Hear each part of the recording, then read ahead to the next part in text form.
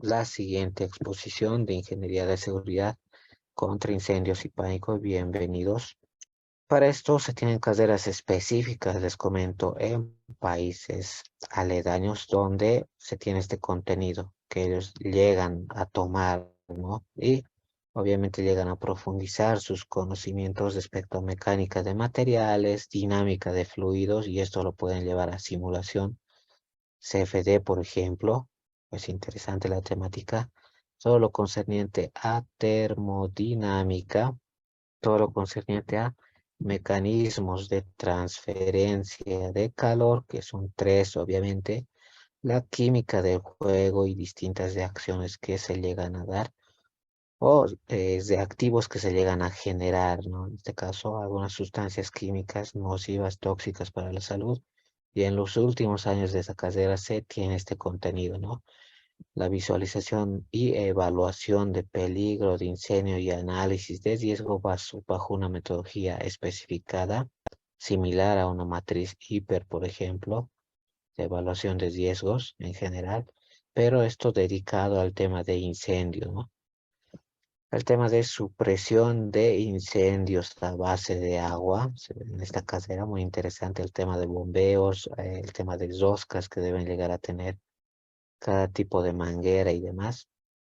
Riesgos especiales acorde al tema de incendios que puedan existir.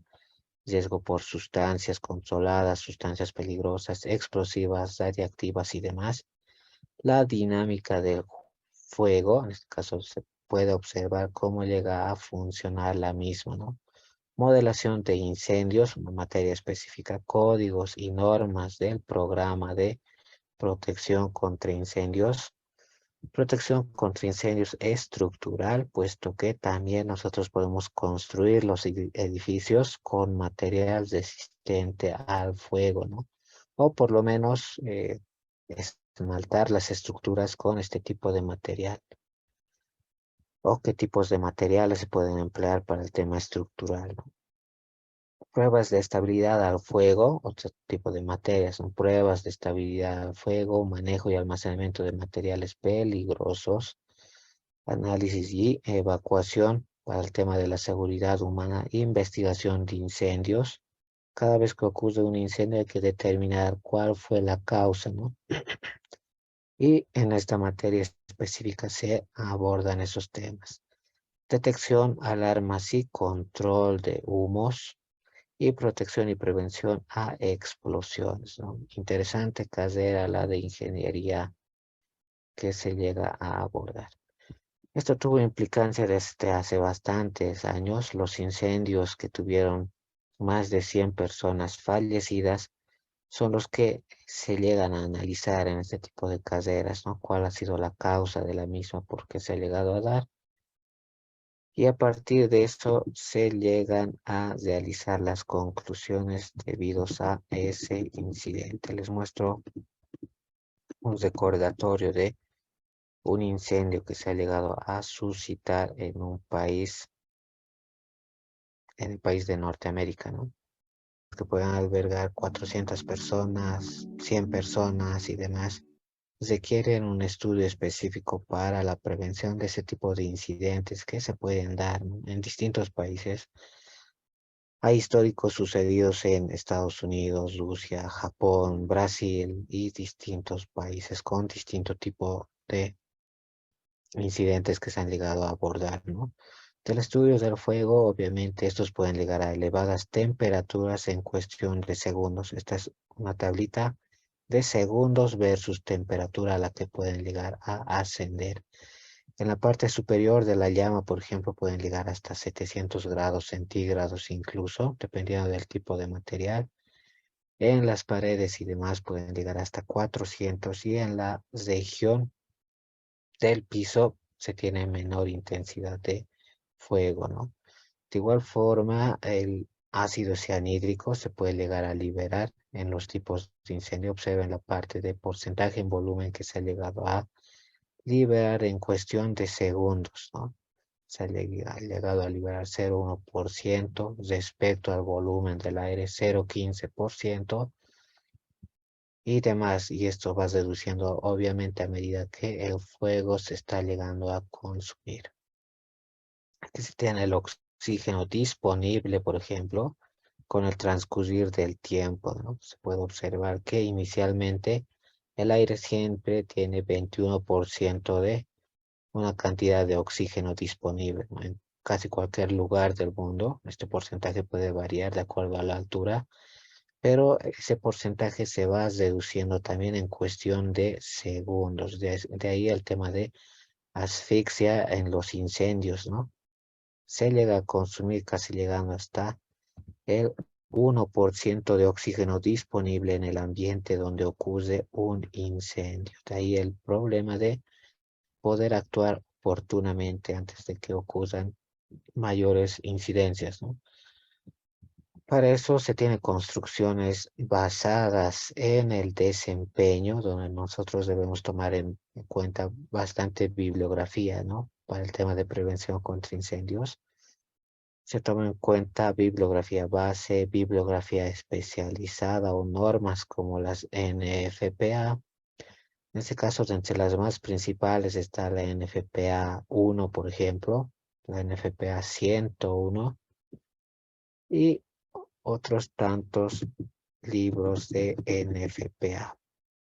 ¿Cómo ser estos? ¿No? Les muestro acá la NFPA 5000 para el tema de construcción y seguridad, por ejemplo, donde acá, observen, ¿no? Son 600 hojas donde se llegan a abordar temáticas para la prevención del incendio y cómo podemos resolverlas en las etapas de construcción de la infraestructura, ¿no? Se tienen, por ejemplo, la parte general, por ejemplo, a partir del capítulo 4, y la parte de accesos, por ejemplo, la parte de clasificación del tipo de ocupación que tengamos en el predio, hay que llegar a clasificarlos de igual forma, y bastante contenido en la normativa en FPA, ¿no? La 5000, por ejemplo, o la 220.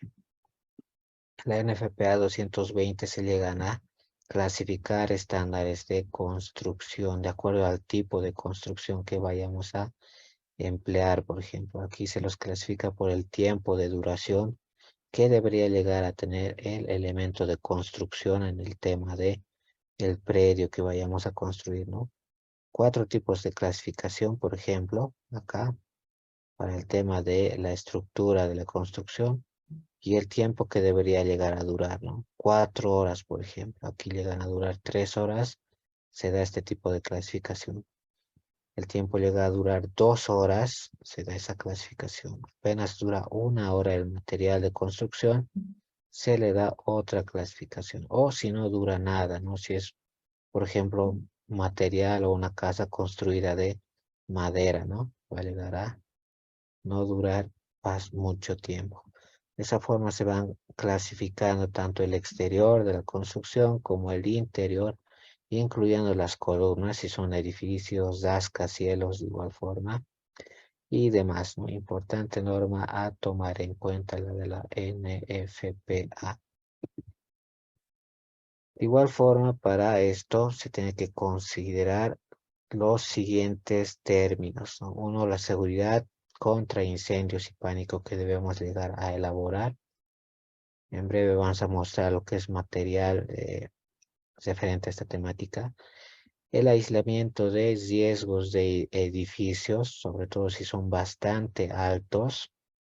La carga de fuego de edificios, hay normativa que ya especifica desde qué alturas debemos considerar esta temática, ¿no?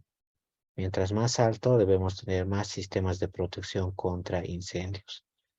La tramitación de proyectos, puesto que esos deberían ser aprobados por un organismo competente a nivel regional, alcaldías, municipios, estados, provincias, departamentos y demás, según sea el país y el modo de organización. Salidas de emergencias para ese tipo de estructuras. Escaleras cerradas, sistemas preventivos móviles que podemos tener instalados en el edificio o sistemas preventivos fijos, ¿no? Tal es el caso de rociadores o sistemas de detección contra incendios, centros de gas combustible y el modo de proteger esos centros e inspecciones de seguridad contra incendios. Esa es la temática que debería abordarse. Para eso se tiene amplia bibliografía, les comento, desde el estudio del fuego, cómo se llega a desarrollar la pluma, en este caso cuando existe una chispa. Observen, esto va creciendo conforme vaya a pasar un determinado tiempo y todo obedece a una fórmula característica, ¿no?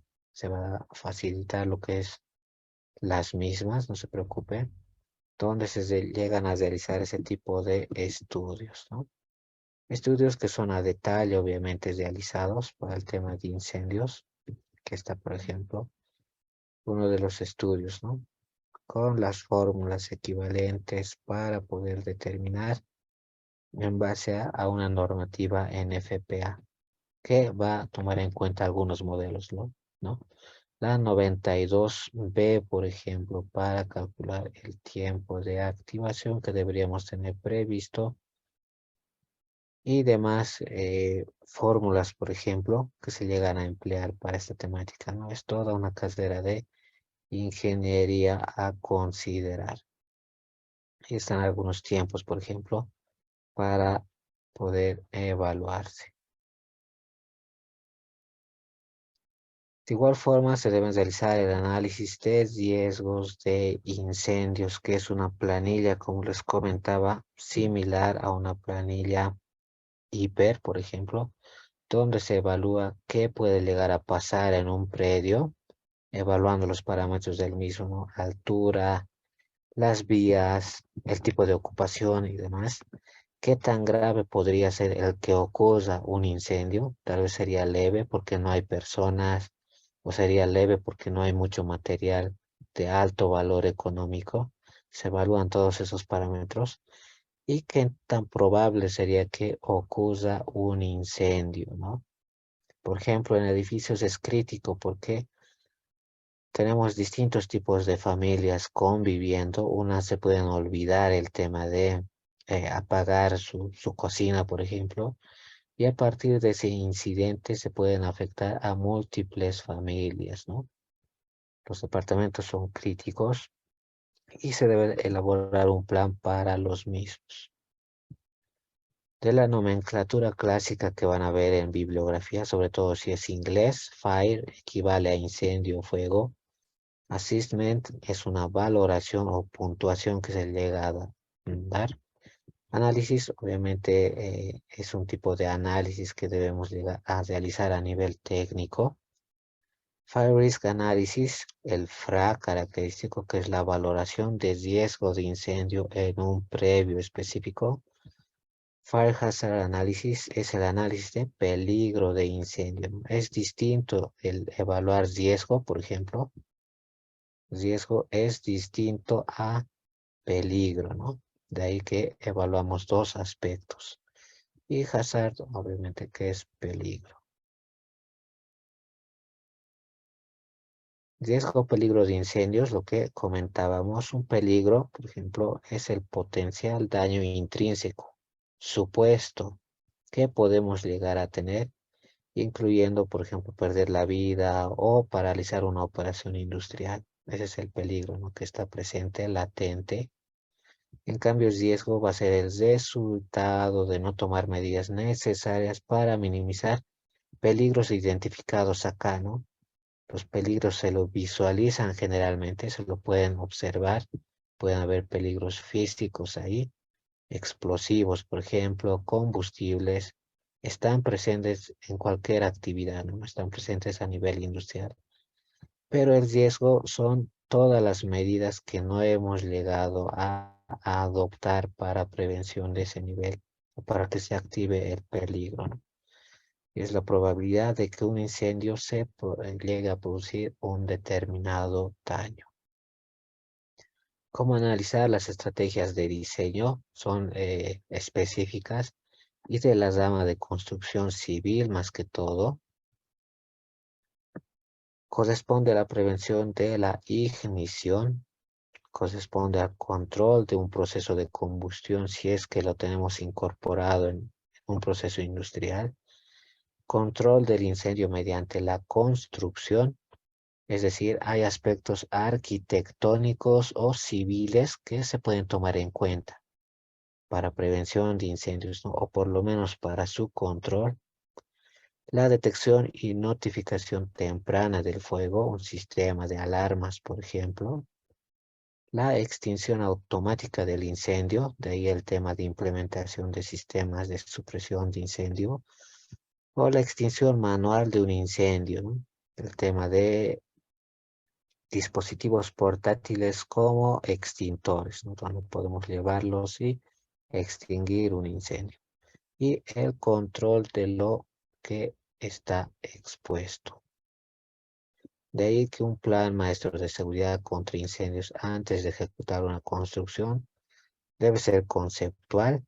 ¿Qué edificio va a ser? ¿Cuántos pisos va a llegar a tener? ¿Cuál va a ser la densidad de población dentro de ese edificio? O si va a ser galería o a qué se va a dedicar. Una ingeniería básica que deberíamos elaborar antes de ejecutar tal proyecto. Posteriormente ya una ingeniería a detalle, ¿no? Que consiste básicamente en hacer valoración de costo, ya que van a llegar a tener todas las instalaciones, ¿no? A detalle, pero la etapa de recepción de la misma, donde ya podemos ejecutar los mismos, construir, instalar y demás. Y la etapa IPM, ¿no? Donde vamos a poder hacer la inspección del sistema instalado, la prueba del mismo y su mantenimiento. Por ejemplo, nuestros sistemas deberían llegar a inspeccionarse o analizarse, diagnosticarse cada periodo de 5 años en cualquier construcción, ¿no? Tenemos 4 fases de seguridad contra incendios en una instalación. La primera capa, obviamente, para no llegar al punto final, siempre nosotros podemos activarla, ¿no? De adecuada forma. Si esta capa está adecuadamente diseñada e implementada, no va a haber necesidad de tener el riesgo como tal, ¿no? La capa de plan maestro de seguridad contra incendios. Posteriormente, un adecuado diseño del sistema de protección a cargo de personal especializado que se tiene acá en Bolivia, por ejemplo, algunas personas ya que hacen las instalaciones como tal, con distinto tipo de material, sea americano, si desean sea chino y demás. Una instalación y recepción de los sistemas de protección que está a cargo de una persona independiente, imparcial, técnica, que vaya a evaluar ese sistema. Y la etapa de mantenimiento una vez que ya esté instalado para que llegue a funcionar de forma adecuada, ¿no? El plan maestro está descrito, por ejemplo, en la normativa en FPA, en el Manual de Protección contra Incendios, que vamos a llegar a añadir al pack de recursos, que es la mejor estrategia para identificar y mitigar riesgos de incendio, ¿no? Es la elaboración de un plan maestro, por ejemplo, para cualquier tipo de instalación. Observaron que discotecas pueden ser vulnerables a ese tema, instalaciones industriales, desde las más pequeñas hasta las más grandes, y se ha tenido sucesos, ¿no? En bastantes a nivel nacional o internacional, y que contemplan todos los sistemas de ingeniería de protección contra incendios que hemos mencionado, ¿no?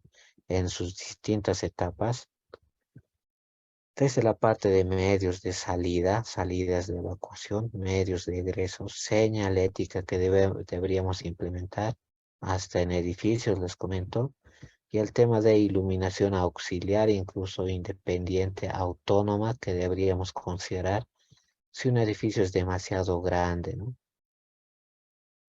Todos esos aspectos están considerados en la NFPA, que es el FRA en este caso.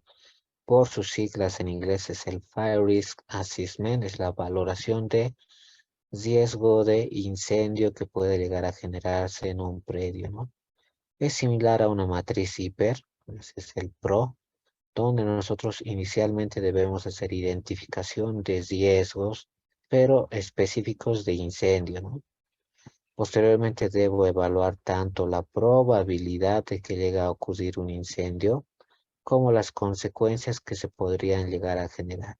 Y es aquí en las consecuencias donde se genera el FHA, que es una parte del FRAD, ¿no? Mucho más específica. Evaluamos costos y demás. Determinamos el riesgo de incendio y tenemos el siguiente bucle, ¿no? El riesgo de incendio es aceptable. Si es por sí, paramos el análisis.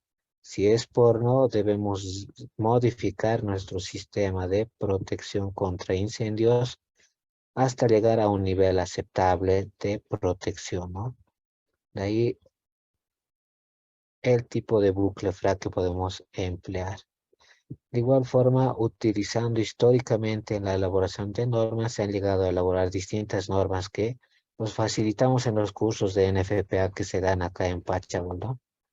En los cursos de NFPA generalmente adjuntamos lo que es todo lo concerniente a normativa IBC, por ejemplo, del Código Internacional de la Construcción. De igual forma, normativa NFPA útil en cada uno de nuestros cursos, como la NFPA 1, ¿no? Del Código de Incendios, donde se llega a abordar la temática a profundidad. Ahí está, por ejemplo, el contenido en distintos tipos de áreas allá en Estados Unidos que se ha llegado a observar. Del análisis de peligro de incendio, el FHA, debemos de conocer qué necesitamos entender para esto, ¿no?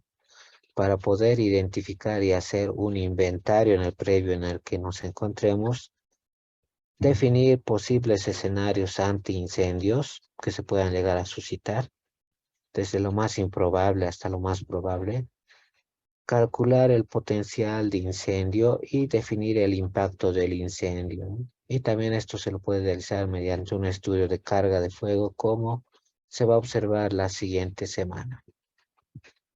De ahí que podemos optar por gestión total de riesgo de incendios, ¿no? Cada organización debe disponer y elaborar un plan, por ejemplo, que contempla toda la organización, los equipos que sean suficientes y eficientes para que se llegue a abordar todo el riesgo. Un ejemplito de eso les puedo mostrar en el siguiente material, ¿no? Se tiene acá, por ejemplo,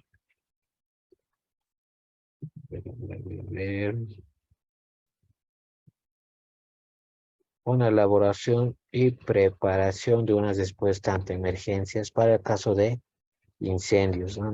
Nosotros debemos plantear un procedimiento, un plan. Podemos tener distintos formatos de control y monitoreo, como estos que se observan, ¿no? Tener un programa anual de seguridad, una lista de contactos de emergencia, conformación de una brigada de emergencia, un informe de simulacro de situación de emergencia, planificación del simulacro y una ficha de inscripción voluntaria a la brigada de emergencia.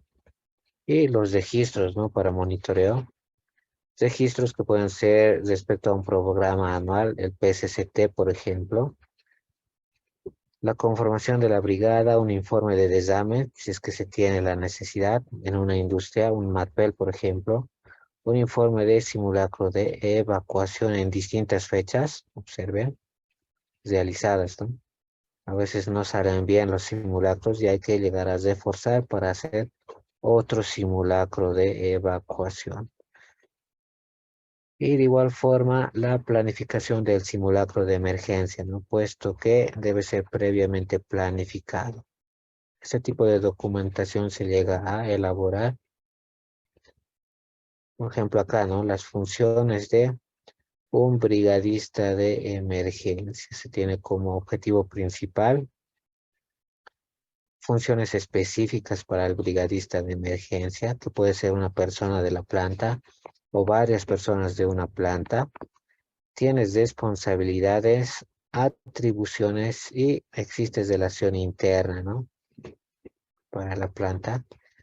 La parte de deporte, supervisión y el organigrama para el tema de brigada de emergencia, ¿no? Va a haber personas específicas para primeros auxilios, por ejemplo, personas específicas para facilitar una evacuación, guías, por ejemplo, una brigada de emergencias y lucha contra incendios, si es que se puede ver la necesidad de luchar contra el incendio, y una brigada de material peligroso, ¿no? De esa forma se elabora para cualquier organización ese tipo de temáticas. Una respuesta no organizada a emergencias, todos se evacúan en este tipo de respuesta. Cada quien responde a su nivel de alcance. A veces todos luchan por salvaguardar su vida, obviamente. Los del área afectada responden y los demás se evacúan y esperan a los bomberos, ¿no? Pero esto puede dar lugar a daños cuantiosos, sobre todo si es que el previo tenía la posibilidad de hacer lucha contra incendio, ¿no? De ahí el tema de inversión, capacitación y prevención que podemos llegar a tener. Algunos se conforman y solo evacúan y todo se llega a consumir lamentablemente, ¿no? Para eso nos sirve este tipo de organización. Tenemos 5 opciones con las cuales una empresa puede organizar a sus trabajadores para responder a este tipo de contingencias o emergencias, ¿no? Caso de desastres, fugas, incendios. La primera opción es tener un sistema de alarmas, ¿no? El sonido de la alarma debe indicar a todos los trabajadores la evacuación inmediata a un área segura. De ahí que se tiene puntos de encuentro especificados para cada organización. Una segunda opción es que cada empleado sea entrenado en el uso de extintores. Hay organizaciones buenas, ¿no? Que invierten en el tema, haciendo capacitaciones respecto al manejo de extintores, pero capacitación física, ¿no? Desde cómo abrir el seguro del extintor, qué operaciones realizar hasta apagar el incendio, pero eh, una capacitación práctica.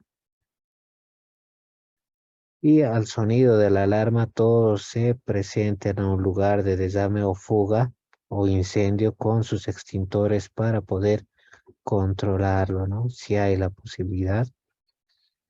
La tercera opción es designar por áreas específicas a grupos de trabajadores ya entrenados, ¿no? Que hayan llegado a pasar este curso tanto el tema de teóricamente como prácticamente en el uso de extintores. Así que cuando la alarma suene, estos deben controlar el desame, la fuga e incendio, mientras los demás trabajadores van a proceder a evacuar.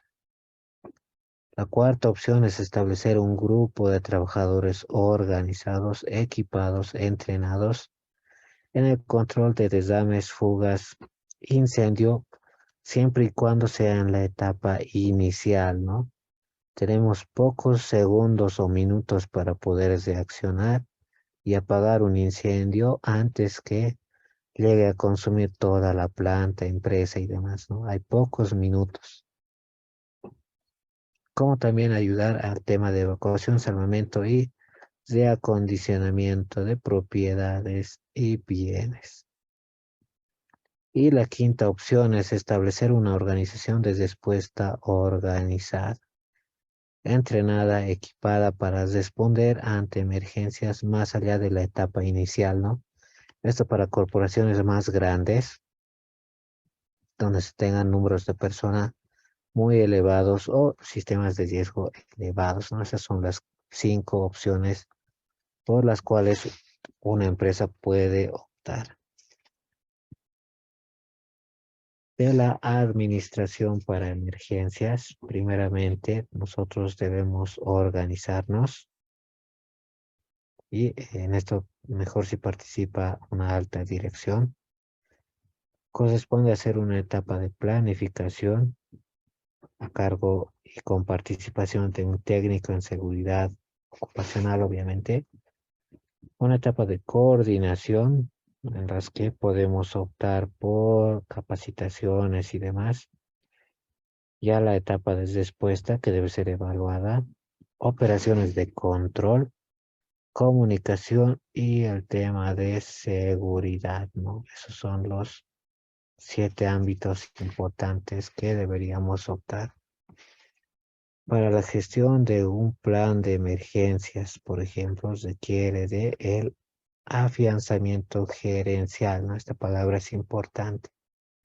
Es ahí donde la alta dirección puede aprobar los objetivos que nos estemos planteando para supresión de incendios, que tal vez sea la parte de política o incorporada en nuestra política de seguridad y salud ocupacional, incorporada también como parte de formación o educación para el personal, especificando tal vez algunos días de capacitación, ¿no? Es mejor capacitar un día específico para poder prevenir futuras pérdidas que pueden ser grandes, ¿no? Que pueden parar prácticamente la organización y el compromiso de la misma.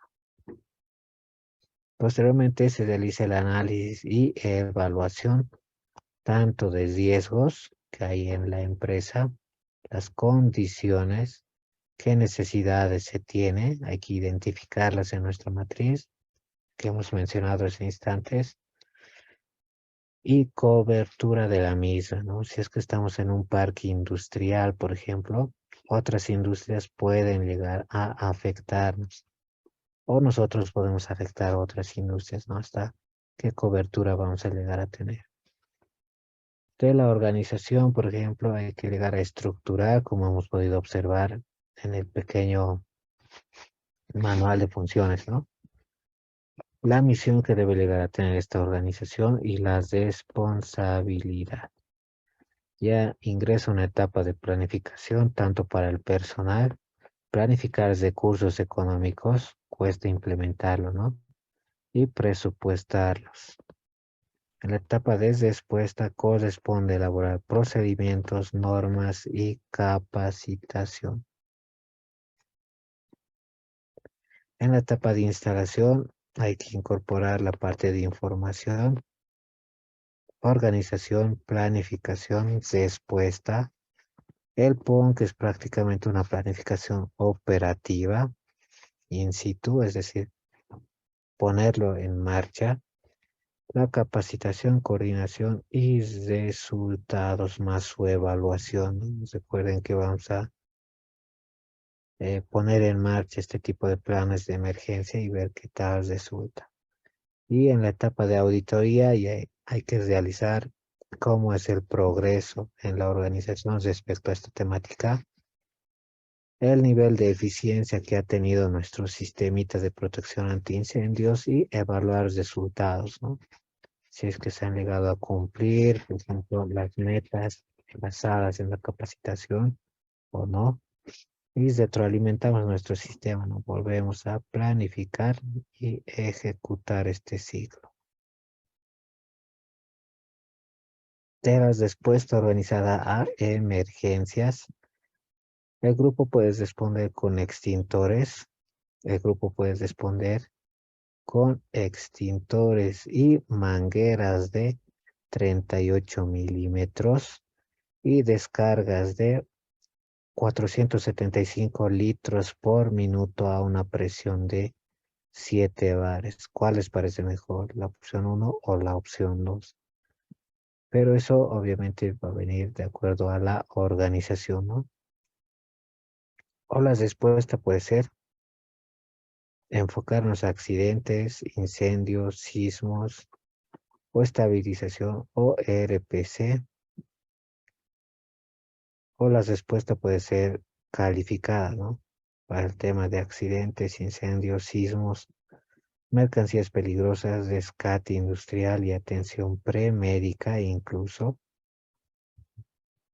Nosotros debemos elegir hasta qué nivel vamos a llegar.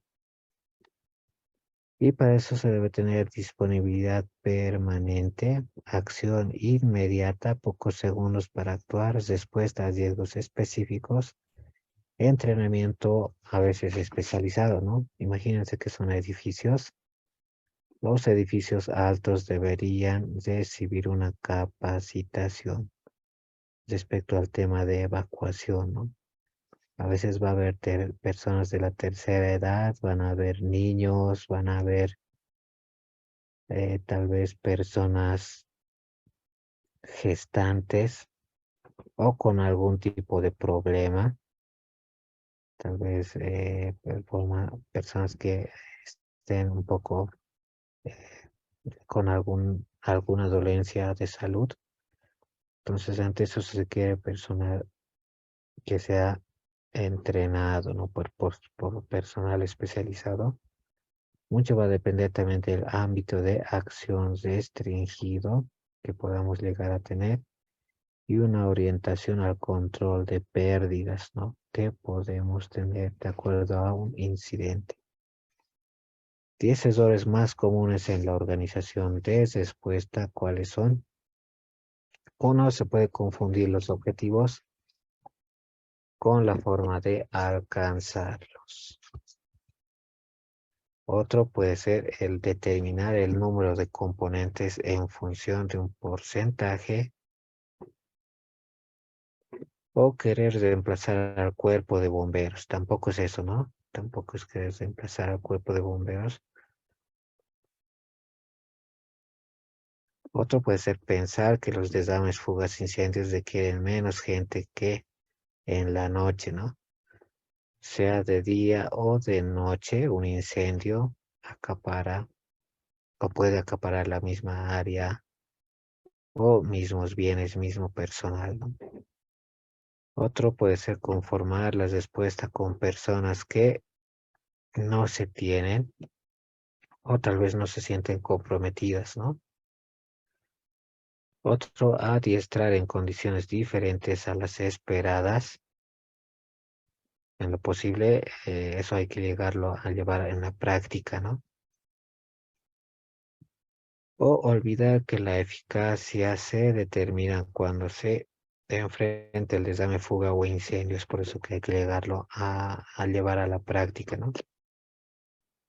Otro es no desarrollar labores de salvamento o olvidar que la eficacia y eficiencia se determina cuando se enfrenta a lo real y anteponer otros intereses a la propia seguridad. Esos pueden ser algunos errores comunes en la organización.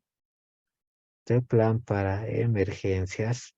Recuerden que debemos trazarnos objetivos y niveles de alcances que va a llegar a tener ese objetivo a partir de la organización y administración de nuestro previo, ¿no? Cuántas personas somos, cómo podemos designar a determinadas personas, qué características debería llegar a tener cada una, ¿no? Todos podemos servir para una labor determinada. Acciones y recursos que debemos necesitar para efectuar los mismos. Un procedimiento de respuesta a la eventualidad. Un procedimiento de recuperación o rehabilitación. Evaluación y mejoras que se puedan llegar a tener o visualizar. Recurso y presupuesto, muy importante, ¿no? Cuesta gastar extintores, por ejemplo, para una capacitación. Lo que se hace es siempre aprovechar su tiempo de caducidad del extintor y gastar ese polvo que está cargado haciendo una capacitación, ¿no? Para posteriormente renovar extintores. Es herramienta indispensable para supervivencia ante un siniestro. Nuestro plan de emergencia. El plan de protección contra accidentes, siniestros y desastres debe considerar la localización, por ejemplo, nivel de viento incluso, ¿no? Que existe en el lugar, nivel de lluvia o características climáticas del lugar. Y eliminación de las causas eminentes y potenciales de daños y pérdidas. Si tengo un almacén de residuos, por ejemplo, o un almacén de pallets que ya no se llegan a utilizar, están deteriorados, pero están hechos de madera, pero no los estoy usando, es una fuente potencial que yo puedo eliminar justo a tiempo, ¿no? Para que no sea, en este caso, considerado como algún riesgo de incendio o probable incendio. La detección y aviso oportuno, de ahí la importancia de tener un sistema de alarmas instalado en el predio, ¿no? Con esto puedo llegar a avisar a todo el personal que se encuentra en el mismo. Y ojo, hay que hacerles obviamente el monitoreo, ver si están funcionando. A veces ocurre que sufren desperfectos por algún motivo y no suenan las alarmas, ¿no? Tal vez tuvieron avería y demás, hay que llegar a evaluar eso. La evacuación de las instalaciones en un tiempo previsto según el estudio que nosotros hayamos realizado para evacuación. Si el tiempo previsto es 1 minuto, pues hay que llegar a ese objetivo, ¿no? Si el tiempo previsto para evacuación es 2 minutos para un edificio, hay que llegar a ese objetivo, ¿no? Control o extinción de desarmes fugas es otro objetivo que debemos trazarnos. Y salvamento y recuperación de bienes y valores que puede tener la organización. Hay algunas empresas de comunicación o telecomunicación, ¿no? Cuentan con equipos muy costosos, les comento, y para ese tipo de predios se tiene un plan específico para proteger las máquinas, ¿no? De cualquier incidente. Y de acondicionamiento del local y de inicio de labores post-incidente, ¿no? De la estructura, recuerden, debe partir del nivel gerencial. Podemos tener un nivel de coordinación con la parte técnica. El nivel operativo, que ya es implementar y delegar funciones para respuesta inicial o una respuesta calificada o reserva o un nivel no asignado, ¿no? La organización de respuesta para siniestros de origen específica. Tener personal interno operativo, uno, o externo o influencia. También en un parque industrial, empresas aledañas pueden servirnos como aliados, ¿no? Ante cualquier eventualidad. Eso es lo bueno de estar en un parque industrial. O naturales, ¿no? Deben establecerse procedimientos operativos normalizados. Esta es la organización de respuesta a emergencias, por ejemplo, planteado un comité de administración de riesgos, que puede ser un comité mixto y demás. Podemos contar con asesoría legal, si así lo vemos conveniente, un asesor externo de riesgos o un consultor y más asesores externos de riesgos según el nivel de complejidad de la empresa, ¿no? Algunos se van a enfocar en supresión de incendio, otros se van a enfocar en instalación de sistemas activos o pasivos y otros expertos se pueden encargar de capacitaciones, por ejemplo, ¿no? Hay que llegar a tener un coordinador para emergencias. Eso va a servir, por ejemplo, como vínculo en la empresa para un apoyo externo, para ayuda mutua o para el tema de dirigir la emergencia, ¿no? Si va a ser apoyo externo, por ejemplo, puede ser obviamente el cuerpo de bomberos de el lugar específico, o ese apoyo externo va a llegar a coordinar también con la Policía Nacional si se tiene en el lugar. Si va a ser director de emergencias, va a apoyar al grupo desde respuesta ante emergencias Si va a ser para ayuda mutua, va a llegar a coordinar la evacuación y salvamento o algún tipo de servicio médico hospitalario que se requiera en el predio. Aquí está el jefe de brigadas, por ejemplo, ¿no? Debe llegar a ayudar de forma mutua, pero este jefe de brigada va a llegar a organizar apoyo externo o apoyo o el grupo de apoyo o el grupo de respuesta o a otro grupo de línea o otro grupo de apoyo, ¿no? Pero el jefe de brigada tiene la función de comandar en un incidente. Del comité de administración de riesgos va a depender, puede tener también participación tanto de un nivel directivo como de un nivel estratégico, ¿no? Personas, obviamente, representantes de cada área, que ambos van a determinar y elaborar qué hacer en caso de incidente.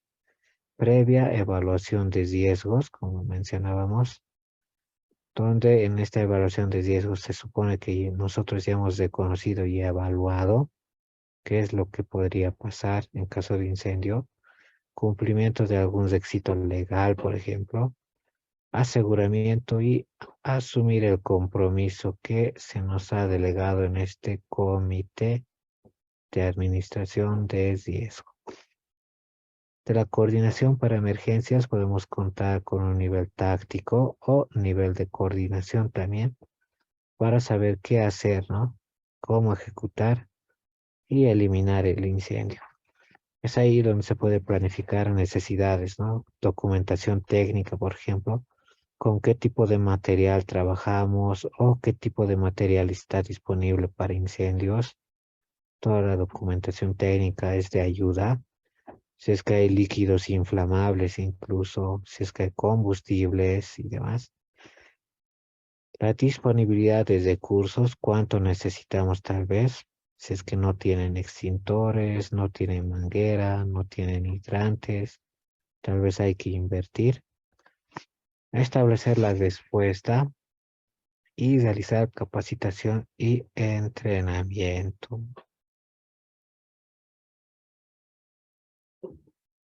Del control de los resultados. Al final de la sesión se va a facilitar otro link para este seminario, no se preocupen. Otro link de asistencia. Del control de los resultados debemos observar cómo hemos actuado en el nivel operativo, ¿no? O el nivel de acción. ¿Cómo hacer esto a cargo de coordinadores, por ejemplo? A cargo de personas que estaban eh, delegadas para dar una respuesta inicial o calificada a control operativo o de restauración que se puede llegar a tener. De la preparación y respuesta hay que establecer el plan de contingencias y emergencias, como mencionábamos y veíamos, ¿no? A la medida del riesgo, cada empresa es diferente. Algunas tienen más posibilidad o tienen mayor material de riesgo a veces. Podemos contar con apoyo externo y revisión periódica de nuestro plan. Del listado del personal debemos tener un grupo de respuesta, ¿no? Tanto grupo de respuesta inmediata o calificada podemos tener a veces, llevarlos a cursos de formación, ¿no? A especialistas si es que se requiere, ¿no? Personal de reserva, apoyo externo, a bomberos y médicos según sea la necesidad de cada organización. De los materiales, de igual forma, ¿no? Hay que tener un listadito, disponibilidad de equipos tanto para primera intervención, por ejemplo, o para intervención calificada. Tal vez los de intervención calificada necesiten trajes de protección contra incendios, ¿no? Que son trajes con material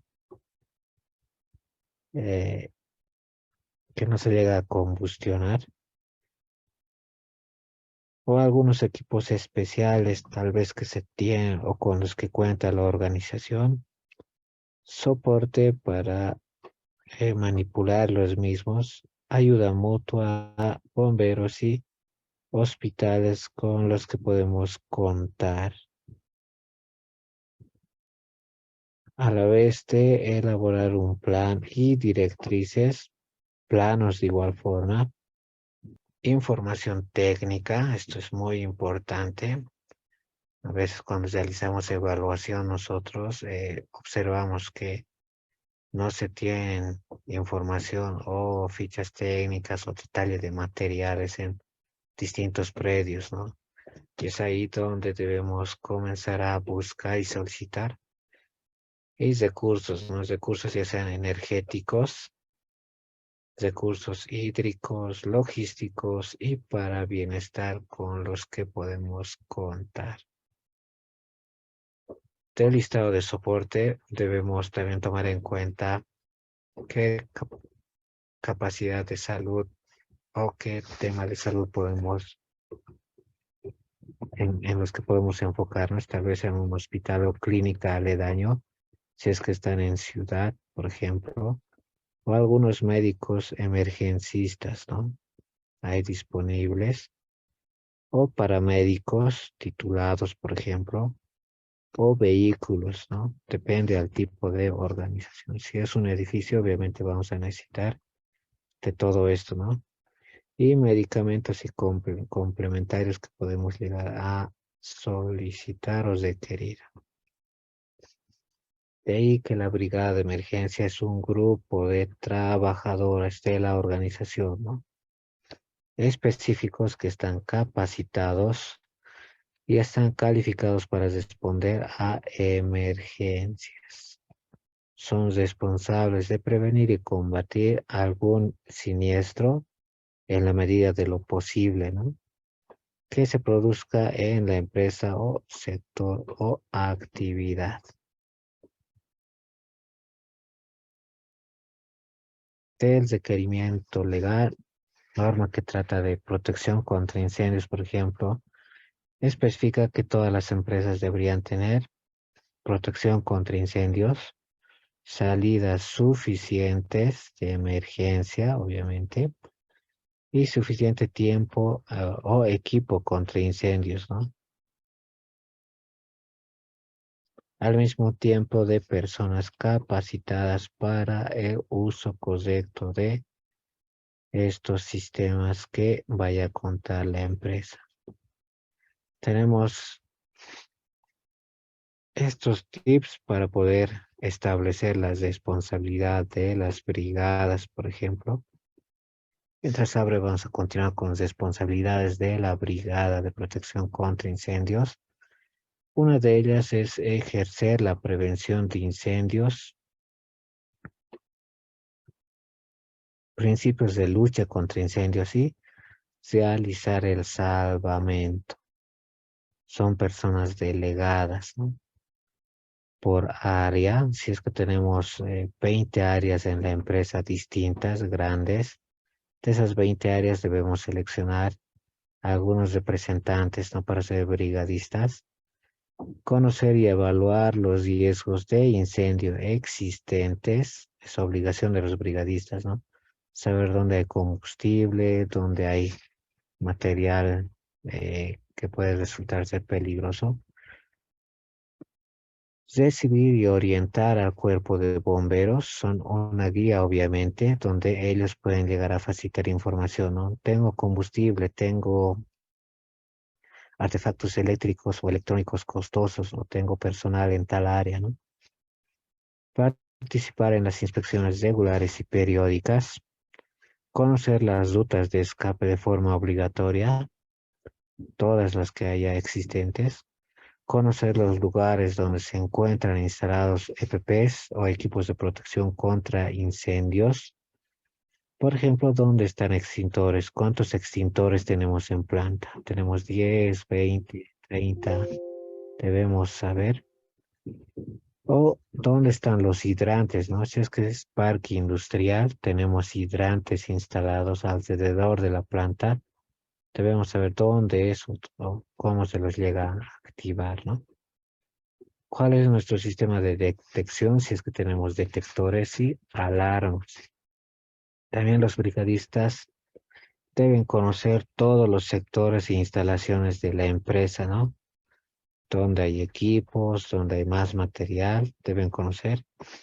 Conocer el principio de funcionamiento de todos los equipos de protección contra incendios, cómo funcionan, lo básico deberían saber. Estar siempre atentos y responder de inmediato a cualquier llamada de emergencia en la organización, ¿no? Actuar con rapidez y energía en situación de emergencia, muy importante para los brigadistas. Inspeccionar los sectores al final del día, ¿no? Verificando que todos los equipos hayan sido apagados para que no tengan energía residual y puedan producir incendio. Y las luces apagadas y los botes de basura vaciados, ¿no? Puntos importantes a tomar en cuenta para las responsabilidades de los brigadistas. Pasamos un poco a observar definiciones importantes que deberían saber los mismos. Aquí está, por ejemplo, una instalación, ¿no? Donde prevé el tema de protección contra incendios. ¿Qué es el fuego? Por ejemplo, hay una definición. El fuego es una reacción química, ¿no? Es una reacción de combustión, es una reacción química el fuego, donde ocurre una transformación tanto química llamada combustión. También podemos definirlo como resultado de una reacción química que desprende luz y calor debido a la combustión de distintos materiales. Los elementos que componen el fuego son cuatro. El combustible, que es el material como tal. El calor, que va a llegar a tener una determinada cantidad de fuego. En las primeras diapositivas observábamos que eso va a depender de la temperatura, ¿no? Pueden llegar a 400 grados, 700 grados en cuestión de segundos. El oxígeno, obviamente que se requiere para que se llegue a activar el fuego y una reacción en cadena, ¿no? Es decir, una energía de activación de estos tres componentes y con ello se llega a conformar el fuego. El combustible en contacto con una fuente de calor y en presencia de un agente oxidante que puede ser otro gas aparte del oxígeno, ¿no? Necesita ese gas ser oxidante. El oxígeno es el más común. Comenzará a arder generando una reacción en cadena. De la propagación del calor, de la presentación nos dice, va a estar disponible siempre en videos de la página de Facebook de Pachabol. De la propagación del calor puede viajar de tres maneras, y eso se lleva en ingeniería contra incendios. Un medio es la convección, donde solo se necesita espacio para poder transportarse el fuego, ¿no? Otro es la conducción, donde se necesitan dos cuerpos físicos pegados, por ejemplo, para que se transmita el calor. Y otro sistema es la radiación, donde estos se van a llegar a transportar por cualquier medio de una superficie hacia otra, ¿no? Por radiación, en este caso rayos. La conducción es una transferencia de calor a través de un cuerpo sólido, ¿no? Ocurre en la pared, por ejemplo, ocurre en los materiales físicos que estén en la organización, ocurre en pisos y demás, ocurre una transferencia de calor directa, ¿no? En contacto, por así decirlo, cuerpo a cuerpo, ¿no? Otro mecanismo es el de convección, donde el calor ocurre por movimiento ascendente de las masas gaseosas. Eso hay que saber interpretarlo, ¿no? Si el fuego está acá, el calor se va a llegar a transferir a través del medio gaseoso, que puede ser aire, ¿no? De un lugar que está abajo hacia arriba, ¿no?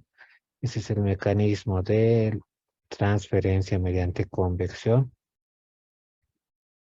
a través de aire o gas. El mecanismo de radiación, donde tenemos la transferencia de calor por ondas de energía térmica, ¿no? Todos son rayos que va a ir de una superficie a otra superficie, dependiendo del nivel de calor de las mismas. Viajan a través del espacio. No se necesita estar en contacto, ¿no? Es por eso que nosotros sentimos la intensidad de calor del fuego apenas acercándonos a algunos metros, ¿no? Ya se siente, está siendo transmitido por radiación, elevada temperatura. Son ondas que golpean a otros cuerpos y los llegan a calentar. Este edificio en llamas puede transmitir calor a esta otra superficie que está alejada, pero por radiación, ¿no?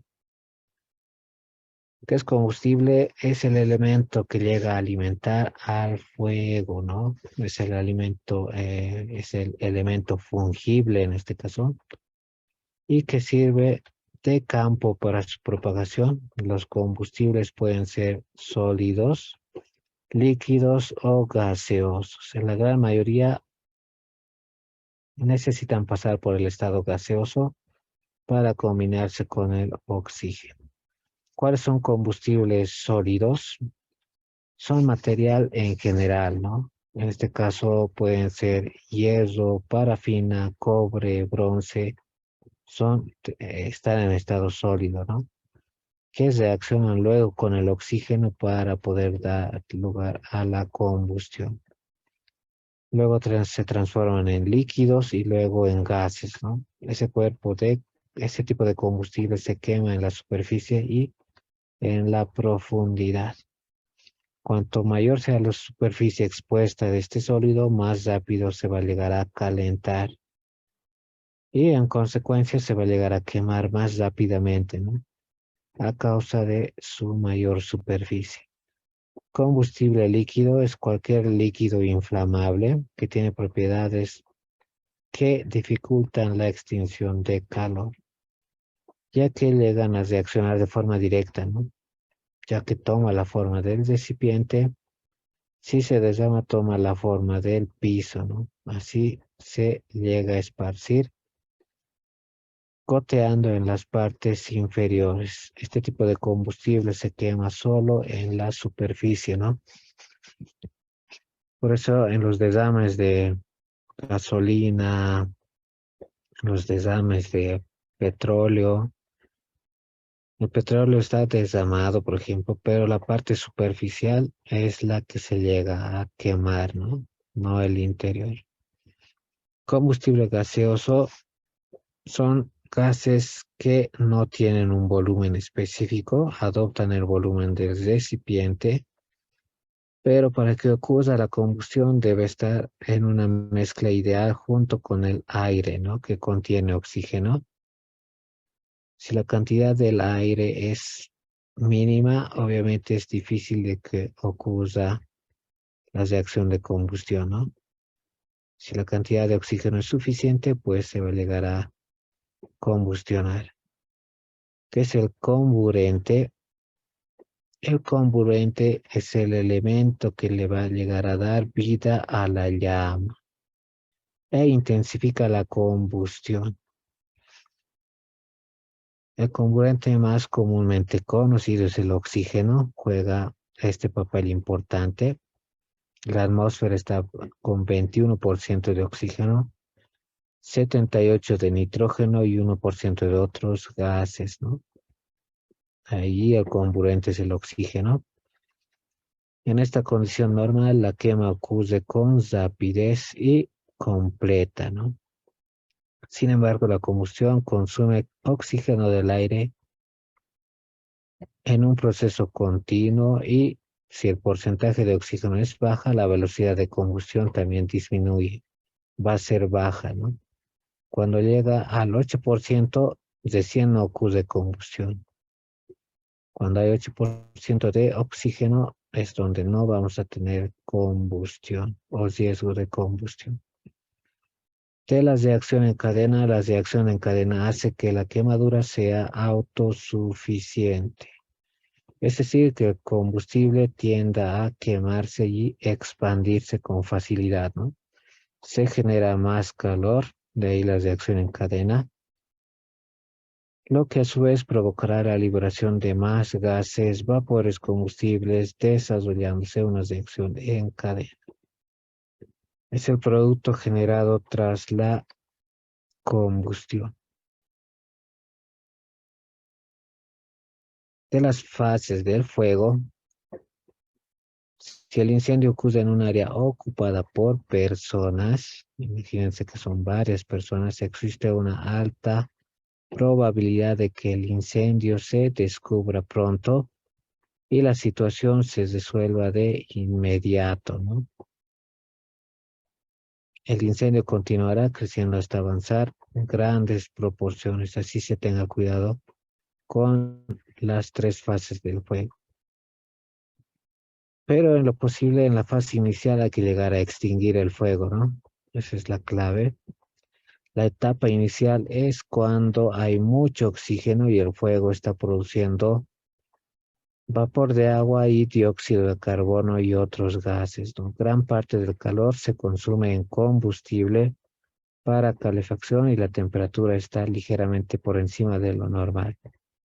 El calor está aumentando gradualmente, al igual que el fuego, ¿no? Esa es la fase inicial donde comienza un incendio en cuestión de segundos. Tenemos ya la fase 2, que es la fase de quema libre. En esta fase de quema libre se atrae más oxígeno, ¿no? Se requiere más oxígeno y si hay aire disponible del exterior, obviamente se lo va a atraer, ¿no? Hacia el fuego y libera más aire caliente que se esparce por el ambiente aumentando la temperatura, sobre todo en la región superior, ¿no? Observen que las llamas siempre van de la parte inferior a la superior. La parte superior siempre va a ser la que va a llegar a calentar la temperatura incluso hasta los 700 grados centígrados, ¿no? La temperatura sube más gradualmente haciendo que cada combustible llegue a su punto de ignición. Cuando llega a su punto de ignición ocurre simultáneamente todos los productos combustibles al mismo tiempo. Ocurre el flashover, ¿no? La expansión total y quema libre de todos los materiales. Flashover. Tenemos otra etapa del fuego, que es la combustión ya lenta, ¿no? En esta combustión lenta el oxígeno se hace escaso, puede ser insuficiente para la reacción y puede ocurrir de 0 a 8% de oxígeno. El fuego se reduce y las brasas y el ambiente se llenan de humo espeso y oscuro, ¿no? Es una fase ya lenta de combustión. Debido a la presión interna de los gases, buscan grietas para salir y ocupan todo el ambiente cuando estamos en esta fase, ¿no? En la fase inicial no hay cambios drásticos en el ambiente, pero hay señales de calor, humo y daños causados por otras llamas, ¿no? Es la fase inicial. Aunque no haya llamas, la temperatura en la habitación sigue siendo muy alta en esa fase y sigue siendo rica en partículas de carbón y gases que se hayan llegado a generar a partir del oxígeno.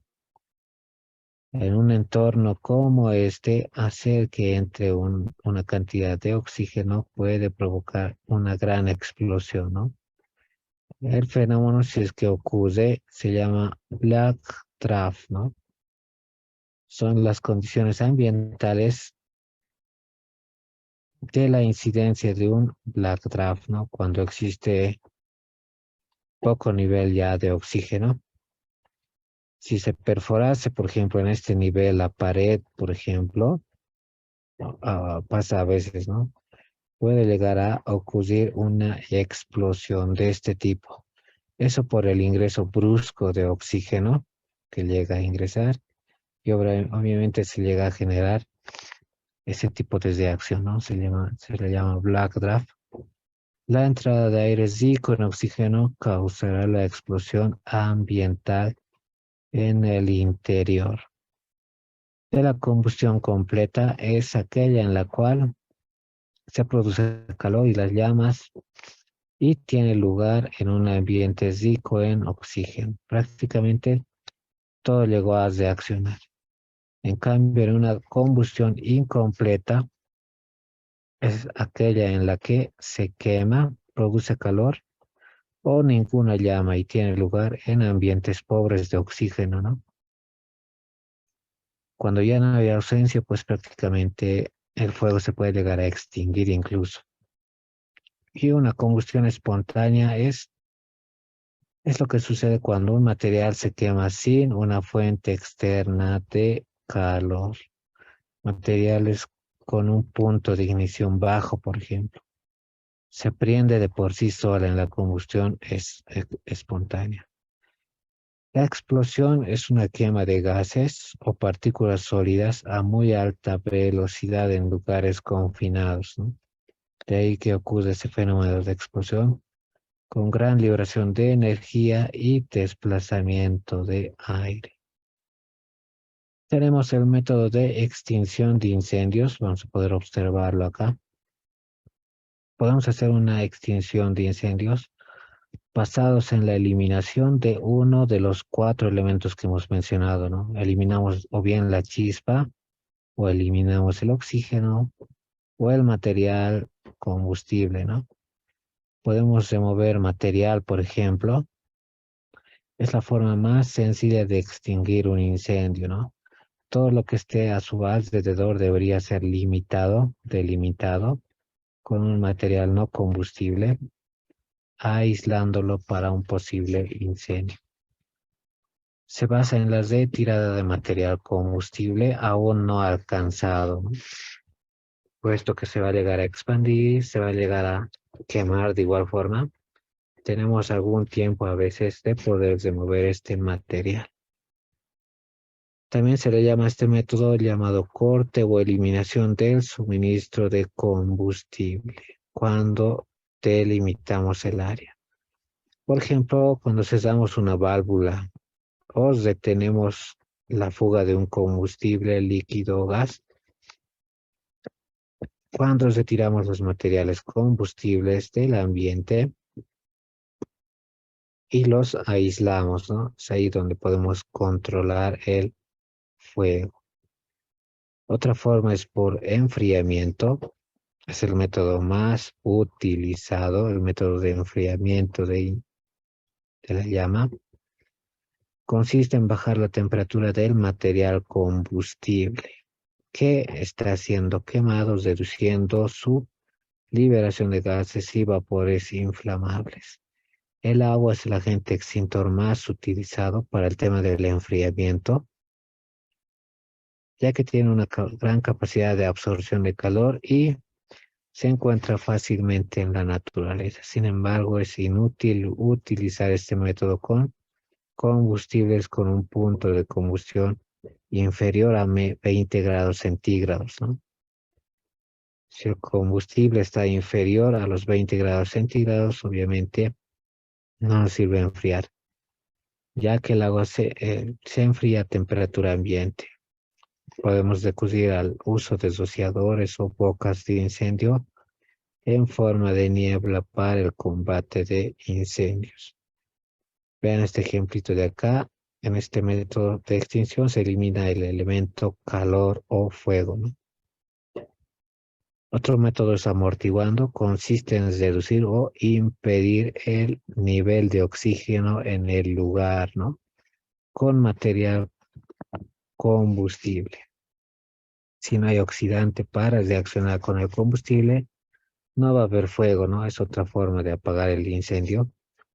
La disminución de oxígeno en contacto con el combustible hará que la combustión sea más lenta hasta que se alcance el nivel de 8% y no habrá más combustión, ¿no? Tal es el caso cuando nosotros tapamos algún lugar o alguna boca de fuego, ¿no? La llegamos a tapar, el oxígeno se consume en cuestión de segundos y como no hay más oxígeno, se llega a apagar, ¿no? Podemos taparlo con mantas, por ejemplo, como en este caso. La clave es no llegar a retirarlo, si nos puede ocurrir la reacción de explosiones de cuerda, ¿no?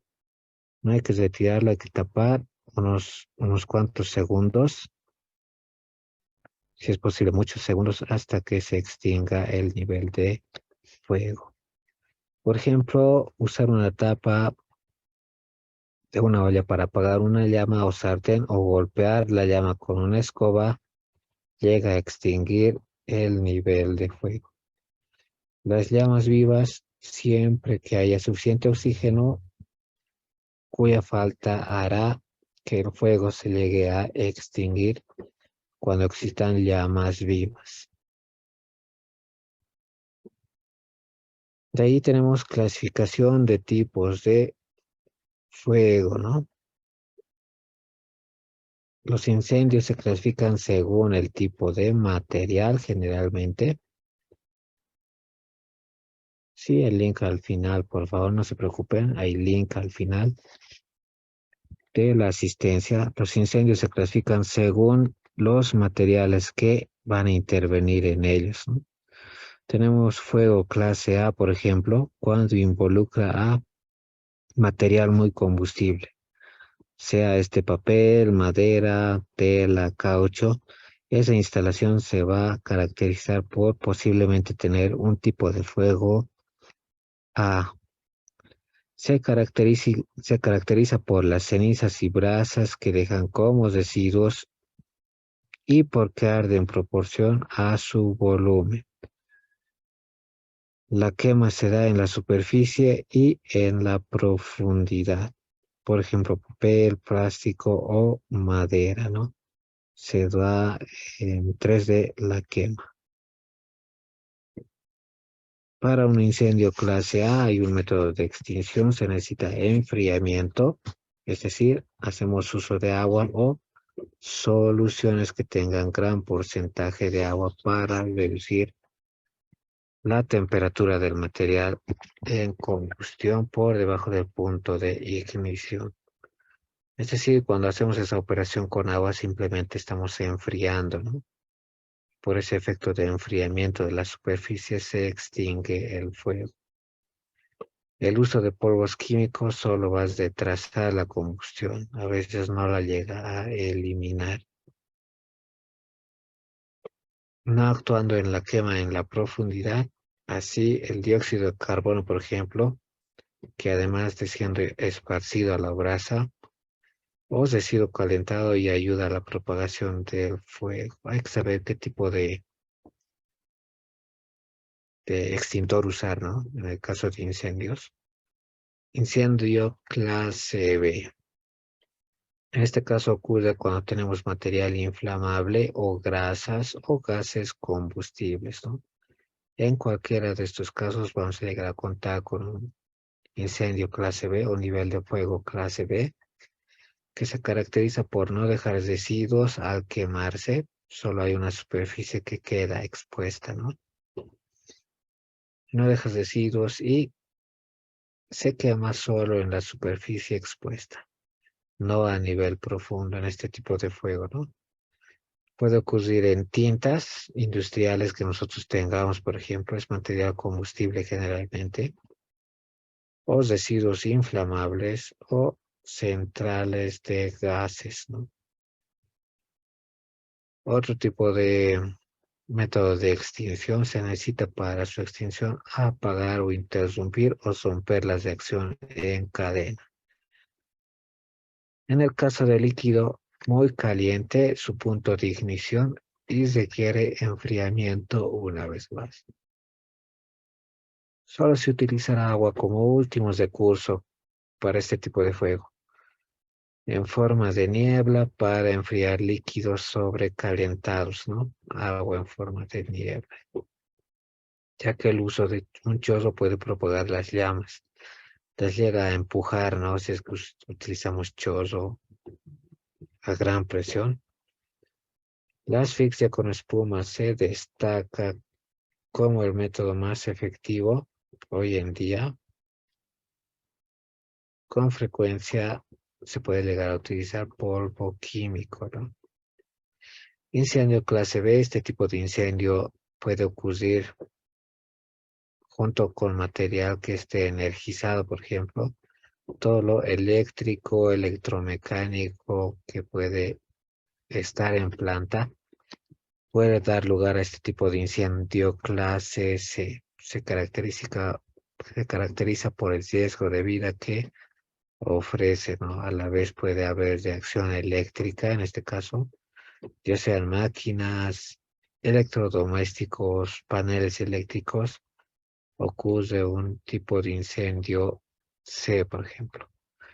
Esta clase de fuego se puede cambiar a A si se interrumpe el flujo eléctrico, ¿no? Si hay flujo eléctrico es C, ya saben. Si no hay flujo eléctrico es clase A.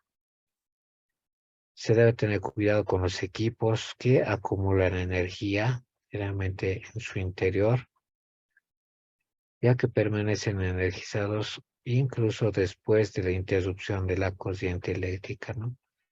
Hay energía residual en estos dispositivos, a veces, ya saben, tipo C. El método de extinción se necesita de un agente extintor que no produzca o no conduzca corriente eléctrica. Esa es la clave para este tipo de fuego, ¿no? No se debe conducir corriente eléctrica. El agua, o por ejemplo, no puede ser utilizado, ¿no? Conduce en corriente eléctrica. Y utiliza el principio de sofocar o interrumpir o romper la reacción en cadena, arrojando en este caso dióxido de carbono, es uno de los métodos. No se recomienda utilizar polvo químico para extinguir incendios en equipos de almacenamiento de datos o circuitos delicados, puesto que se pueden llegar a dañar y perder toda la información. No se debe utilizar esto en computadoras, ya que el polvo químico los puede dañar y provocar pérdida de información, ¿no? Tenemos también el tipo de incendio clase D, incendios de metales combustibles pirofóricos, por ejemplo, todo material que esté hecho de magnesio, selenio, aluminio, litio, potasio, zinc, titanio, sodio y circonio puede dar origen a este tipo de fuego clase D.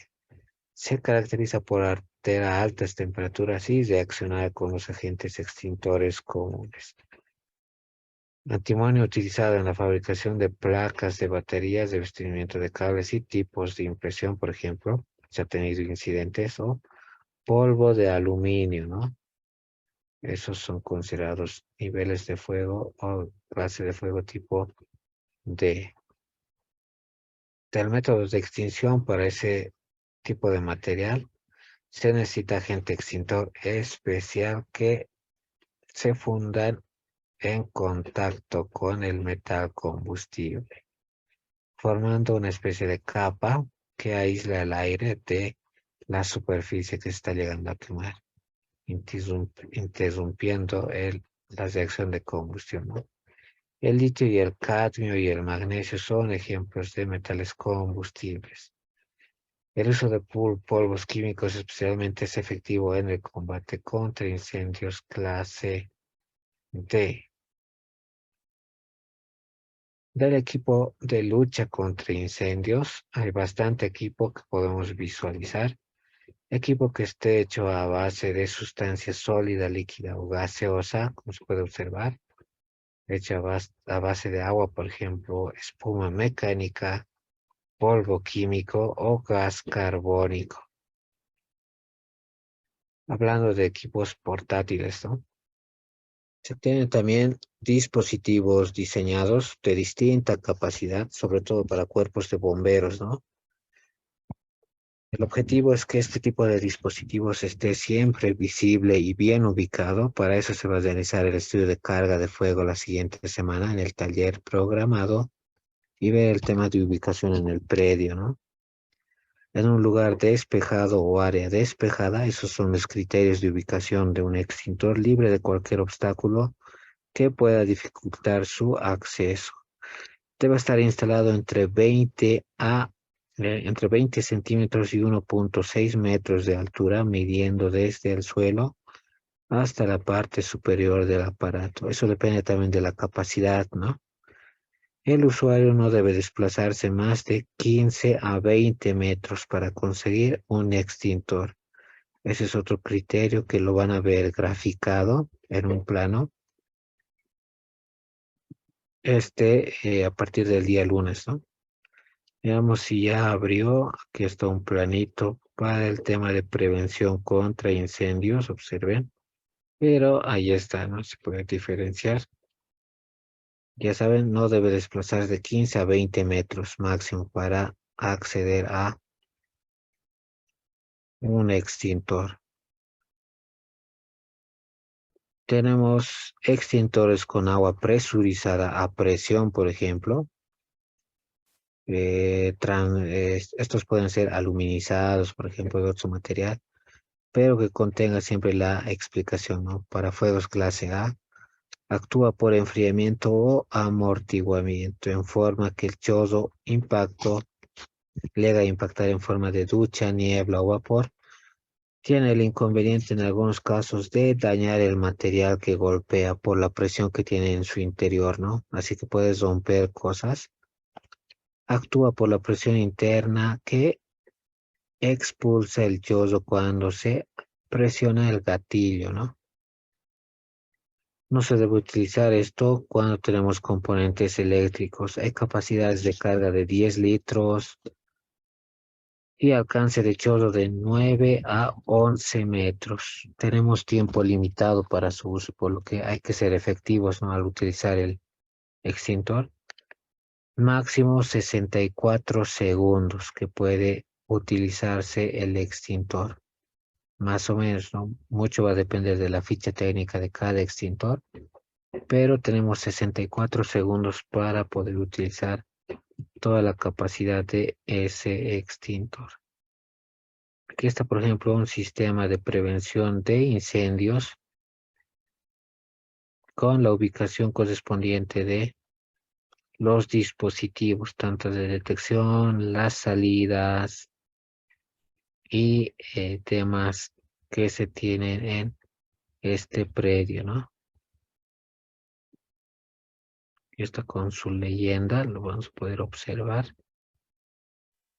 Así, ¿no? Ahí está la manito.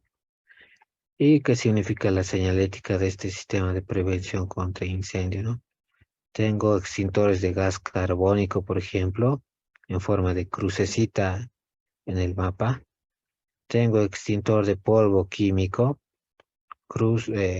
una base inclinada. Tengo extintor de espuma química sobre ruedas, si es en forma de X. Tengo extintor de polvo químico seco sobre ruedas cuando es un cuadrado. Este que parece un sol, medio sol, es una batería de iluminación de emergencia. Y este que tiene un medio sol más un cuadrado es una alarma contra incendios. Tenemos también hidrantes, registros de paso, hidrantes, extintores químicos, salidas, detector de humo y detector de temperaturas, ¿no? Ubicados en distintos lugares de este predio. Ahí están las ubicaciones, ¿no? ¿Qué es lo que se cuenta o con qué se cuenta en este predio? Del extintor de agua a presión, ¿cuál es el modo de funcionamiento? Siempre debemos llevar el extintor a un lugar cercano al fuego antes de poder operarlo, ¿no? Colocarse con el extintor a una distancia segura, mayor a 3 metros, les recomendamos. Retirar el precinto de bloqueo de seguridad del extintor, hay que jalarlo con fuerza. A veces requiere tal vez de una argolla y demás. Enganchamos la manguera y desenganchamos la manguera y apretamos el gatillo, ¿no? Este es el gatillo, tiene esa forma de una A más o menos. Dirigimos el chozo hacia la base de las llamas y esta la llama la vamos a dirigir acá, ¿no? Hacia su base por si acaso. Si deseamos detener el chozo, simplemente soltamos el gatillo. De esa forma funciona. Y les recomiendo que practiquen, ¿no? Esto en los simulacros de incendio que realizamos. Del extintor de polvo, actúas rompiendo las de acción. Recuerden que es una reacción química, ¿no? Encadena y apagando su acción consiste en formar una nube sobre la superficie de llamas. El polvo bajo presión es expulsado cuando se presiona el gatillo una vez más. Estos dos hay que presionarlos acá y acá en esa dirección, ¿no? Es más eficiente en clases B y C de eh, tipos de extintores. La capacidad de carga puede ser de distintos kilos, de 1 kilogramo, 2 kilogramos, 4 kilos, 8 a 12 kilos. El alcance de chorro es más o menos de 5 metros. Hay que revisar la ficha técnica. El tiempo de uso ya es más breve, ¿no? Observen, solo tenemos 15 segundos para un extintor de 4 kilogramos.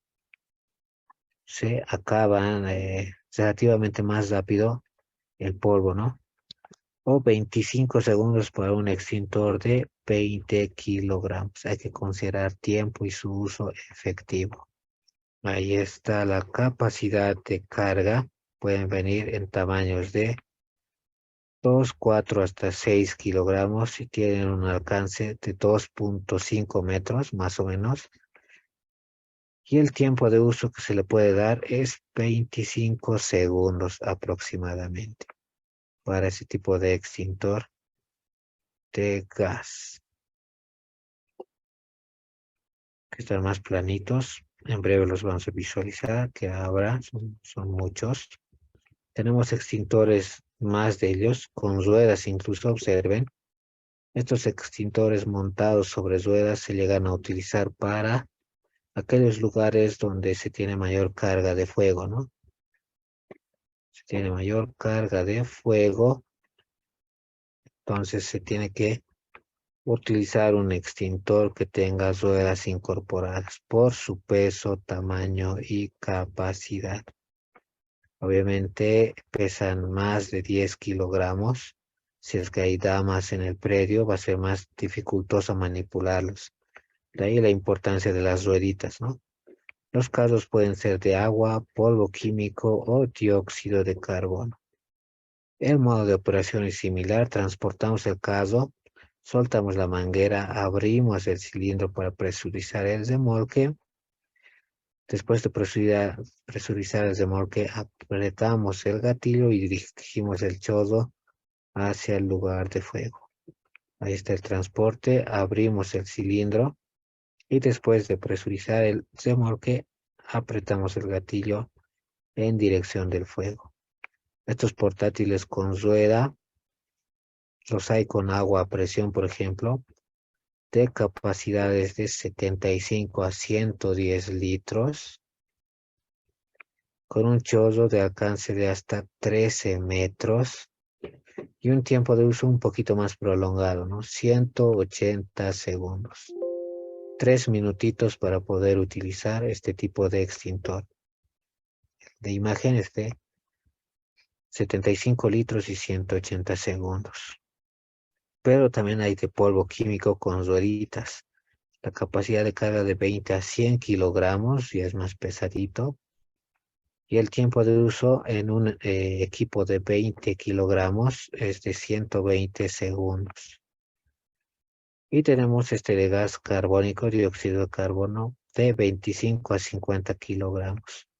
El alcance del chorro es de 3 metros. El tiempo de uso es de hasta 60 segundos en un dispositivo de 30 litros o 30 kilogramos en este caso, ¿no? Del extintor hay que llegar a instalarlo. en un lugar visible y señalizado, como mencionábamos. No debe instalarse en escaleras, puertas y rutas de escape. Ese es un requerimiento de la norma, ¿no? No debe instalarse en escaleras, puertas y rutas de escape. ¿Por qué? Porque es ahí donde nosotros nos vamos a dedicar a evacuar más que todo, ¿no? Y no extinguir. El extintor debe instalarse en la pared o colocarse sobre soportes de piso. El sello no se puede romper. Hay que realizar monitoreo, ¿no? El manómetro debe indicar que está cargado nuestro extintor. El manómetro es el relojito, ¿no? Que va a indicarnos el nivel de carga.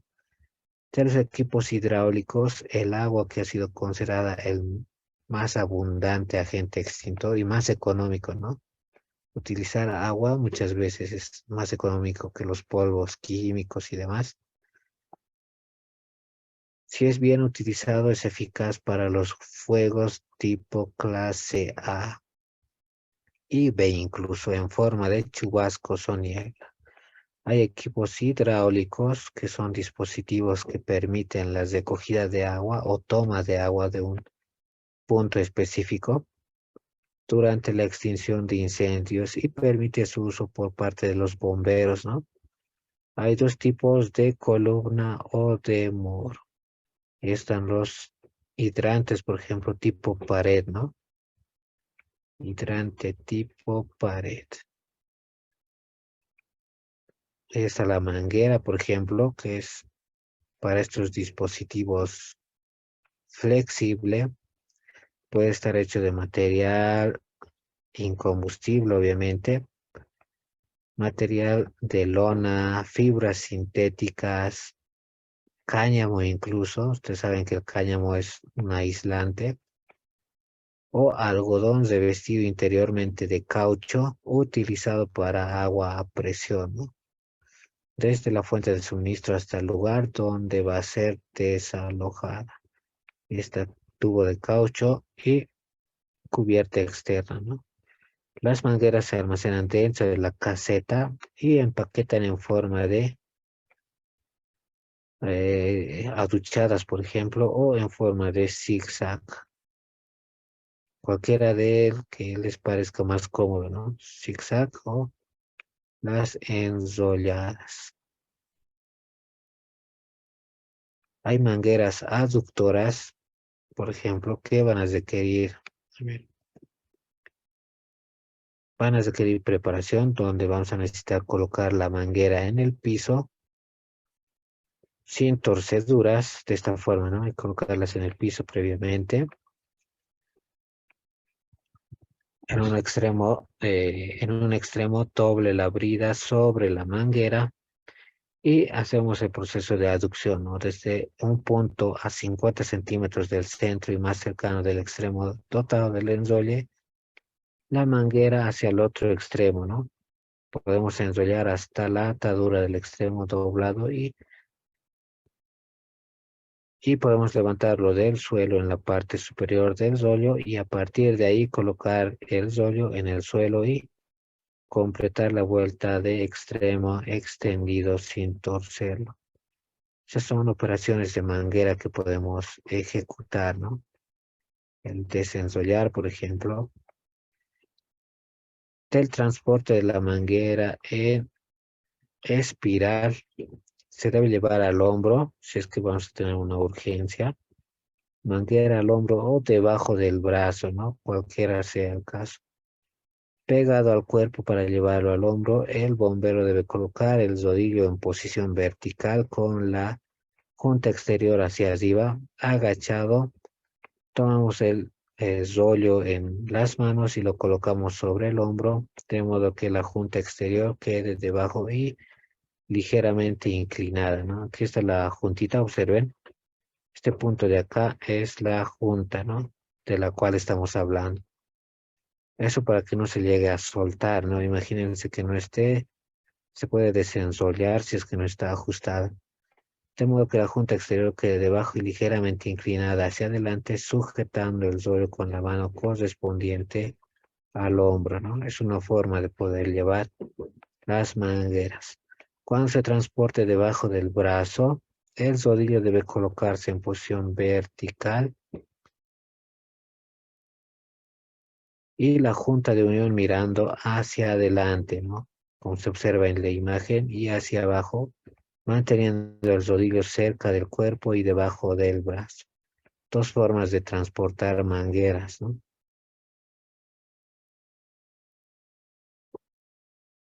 De lanzamiento hay que llegar a extender la manguera. Para extender la manguera lo colocamos el rodillo en el suelo y dejamos expuestas las juntas de unión. Pisamos el conducto de esa forma cerca de la junta exterior y impulsamos el rodillo hacia adelante, empujándolo, ¿no? Le damos una empujadita para que se desenrole. Y con el levantamiento repentino de la junta interior conectamos la conexión que estaba debajo del pie y sosteniendo el otro extremo caminamos hacia la extensión. Ahí está la manguera ya extendida, ¿no? Aparte que podemos requerir del chorro de la boquilla. Esta es la tiene forma cónica y produce solo chorro sólido o compacto, ¿no? Es unidireccional. Es la más que se encuentra en los edificios, por ejemplo, este tipo de manguera con su chorro de boquilla.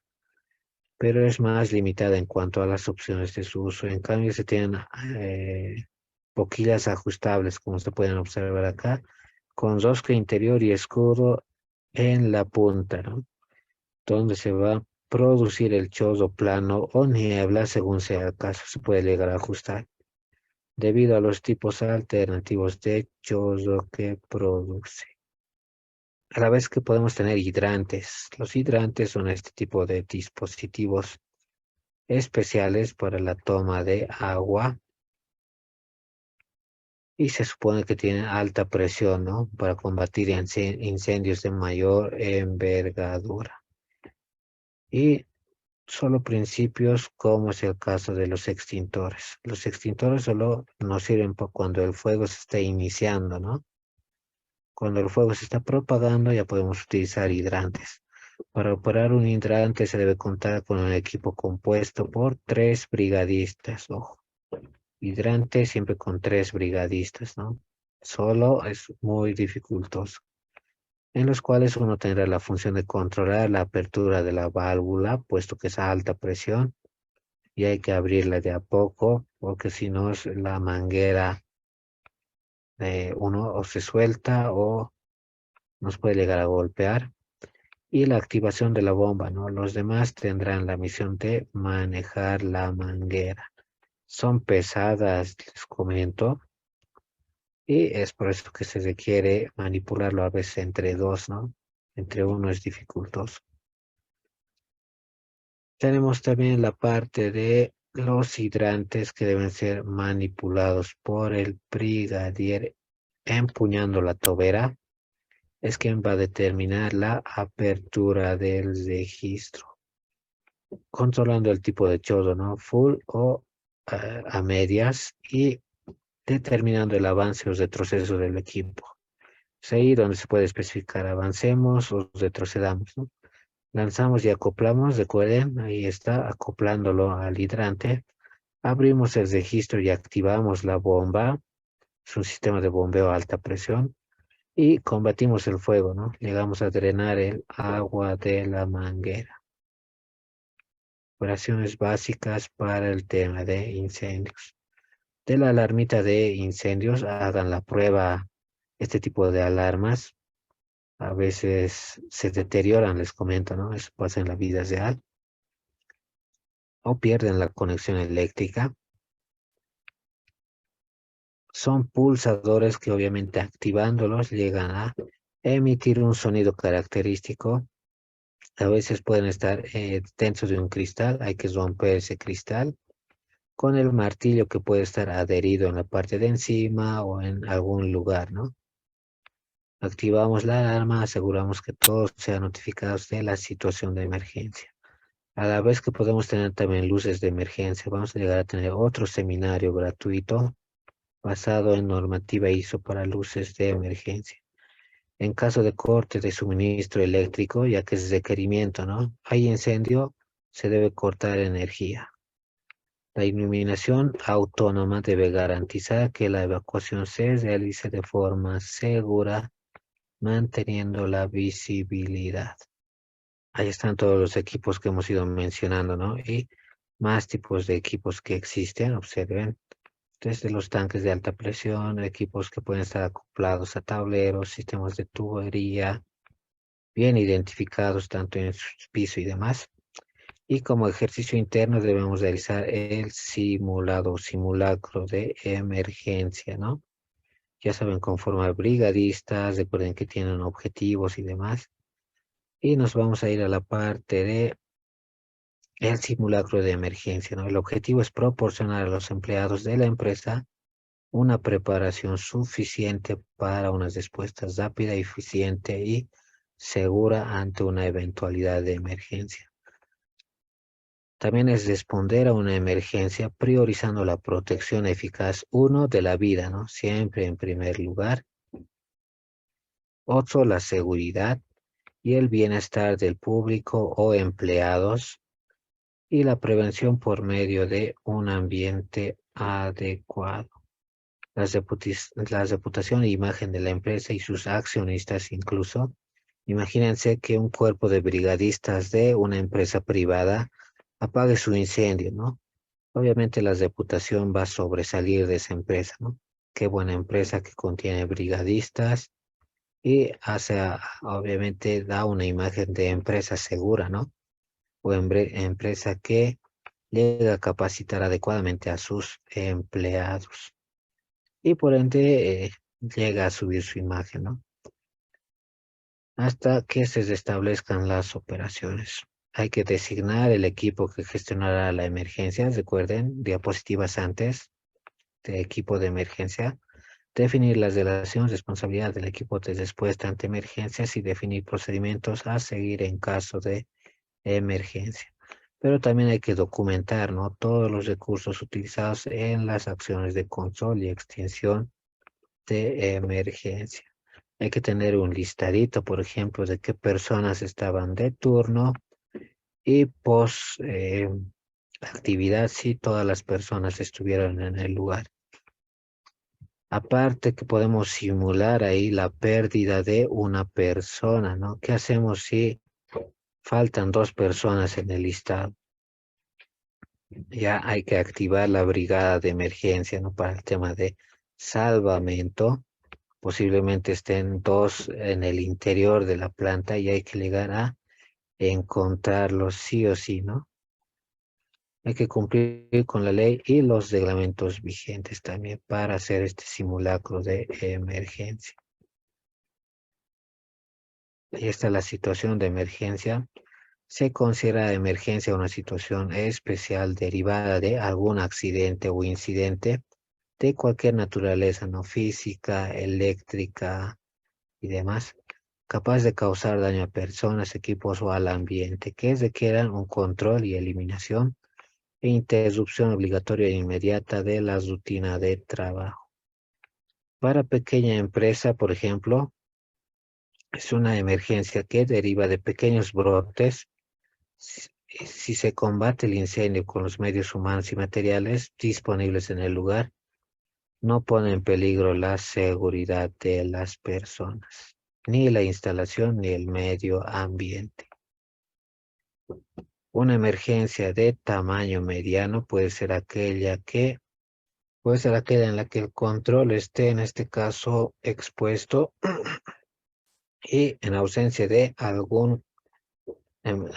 combate contra incendio oportuno, ojo, justo a tiempo, podemos poner en juego tanto el daño humano como material del ambiente, ¿no? Y una emergencia grande es aquella obviamente en la que ya se está poniendo en riesgo tanto la seguridad de las personas, instalaciones, producto y todo lo concerniente, ¿no? Y en ahí ya debe actuar el cuerpo de bomberos inmediatamente, ¿no? De todas formas, sí corresponde activar el cuerpo de bomberos ante cualquier incendio, por más pequeño que sea, ¿no? Aquí está ante situación de emergencia, previa capacitación, previa planificación, podemos nosotros activar la alarma. En el caso en el que identifiquemos fuego, por ejemplo, o amenaza de bomba, activamos la alarma. O accidente natural, activamos la alarma. Interrupción de energía, activamos la alarma. Fuga de gas, activamos la alarma. Caída de algún objeto, globo y demás de gran magnitud, ¿no? Activamos la alarma. Caída de helicóptero y algún incidente, activamos la alarma. Accidente personal grave, activo la alarma, ¿no? En esos casos podemos tomar en cuenta nuestro plan de emergencia y llamar directamente a bomberos en el caso de que identifiquemos fuego. Nos recuerden que a nivel Bolivia el 119 lo conforma el número gratuito para bomberos y debemos hacer la llamada a los mismos, ¿no? Para la brigada de emergencias será disparada a la ubicación del siniestro, previa activación de la alarma, obviamente se supone. Y por teléfono, la persona que identificó la emergencia se contactará a los responsables de la brigada de emergencia, ¿no? Activamos la alarma de emergencia y debemos comunicar dónde se ha llegado a dar el incidente, ¿no? En qué parte de la instalación se ha llegado a dar el incidente. Antes de culminar, veamos algunos planos más. Yo les voy a mostrar este planito que se tiene acá respecto a los sprinklers, ¿no? Ahí está. Y se debe llegar a caracterizar la planta mediante una evaluación de carga de fuego y incorporar sprinklers de determinada capacidad, ¿no? Ahí está el punto con cruz, significa que tiene otro tipo de disposición. El punto con rojo, el punto soporte de tubería y las tuberías de alimentación del sistema para sprinklers, ¿no? Y ahí están algunos de los sprinklers facilitados. Y cómo es su sistema de alimentación, ¿no? Esto que hay que suministrar agua a este tipo de supresores de incendio, ¿no? Listo, ese era uno de los planitos que les quería mostrar. Continuamos.